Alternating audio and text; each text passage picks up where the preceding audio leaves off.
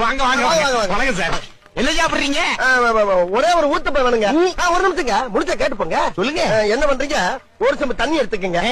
அத தோசைக்கல்ல ஊத்தி அதுக்குன்னு வழக்கமா ஒரு விளக்கமாறு வச்சிருப்பீங்கல்ல? ஆமாங்க. அத அடிப்பக்கமா திருப்பி சரிங்க. வரட்டு வரட்டு வரட்டுன்னு ஒரு 4 இழுப்பு இழுத்து சரிங்க. நல்லா கழுவி விட்டுருங்க. சரிங்க. ஒரு கிண்ண நிறைய மாவு எடுத்து பெரிய ரவுண்டாவும் இல்லாம சின்ன ரவுண்டாவும் இல்லாம சரிங்க. பொதுவா ஒரு ரவுண்ட ஊத்தி 4-5 வெங்காயத்தை போட்டு அள்ளி பொடி பொடியா நறுக்கி அப்படியே மேலாப்ல பரபரன்னு தூவி விட்டு சரிங்க.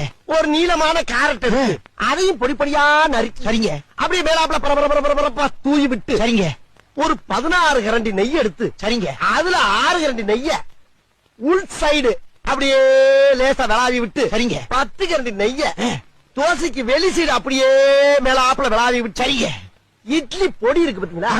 அத அப்படியே அள்ளி மலை சாரல் மாதிரி அதை மேலாப்ல பரபரன்னு அப்படியே பேய விட்டு சரிங்க. பொத்துனாப்ல அப்படி ஒரு பருத்து இப்படி ஒரு பருத்து அப்படி பருத்தி விட்டு அப்படியே ரெட்டி கலர்ல முருக விட்டு அழகா மடிச்சு கமன்னு ஒரு ஊத்தப்பத்தை எடுத்துட்டு வாங்க. சரிங்க. அன்னைக்கு ஊத்தப்பம். அட பிக்காளிப்பழ 1/2 மணி நேரமா கதையா சொல்லிருக்கேன். அம்பட்டுக்கும் சரிங்க சரிங்கன்ட்டு ஒரே வார்த்தையில ஊத்தப்பம்னு போயிட்டானே. வரட்டும் வாடிங்க.